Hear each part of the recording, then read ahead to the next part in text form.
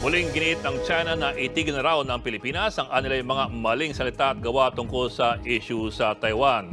Kasunod po yan ang buwelta ni Defense Secretary Gilbert Chodoro matapos ang umunoy pang-iinsulto ng China kay Pangulong Bongbong Marcos. Nasa frontline ng balitang yan si Brian Basa. Muling iginiit ng Chinese Foreign Ministry ang kanilang posisyon na dapat igalang ng ating bansa ang One China policy pagdating sa issue sa Taiwan. Ayon sa kanilang tagapagsalitang si Mao Ning, dapat sundin ng Pilipinas ang China-Philippines Joint Communique. Tigilan na rin daw natin ang mga maling salita at gawa kaugnay sa Taiwan issue. Hindi raw nila kailanman tatanggapin ang anumang panghahamon pagdating sa issue ng Taiwan at sigurado raw na gagantihan ito ng China. Sinabi yan ng Chinese official matapos tawagin ni Defense Secretary Gilbert Chodoro na gutter-level talk o pang-iinsulto ang sinabi ni Mao Ning kay Pangulong Bongbong Marcos na dapat pa itong magbasa tungkol sa issue sa Taiwan.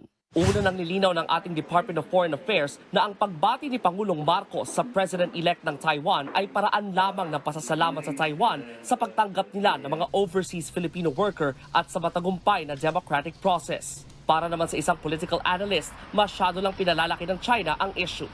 Malinaw na sa official policy natin, kinikilala lang natin ang China bilang yun ang meron tayong diplomatic relations. Sa Taiwan, wala tayong diplomatic relations. Pati ba naman yung pagbati ng presidente? Pati ba naman yung kailang pakialaman ng China? Ang tunay na isang sovereign country, hindi natin kailang magpaalam sa iba para gawin ang ating gusto.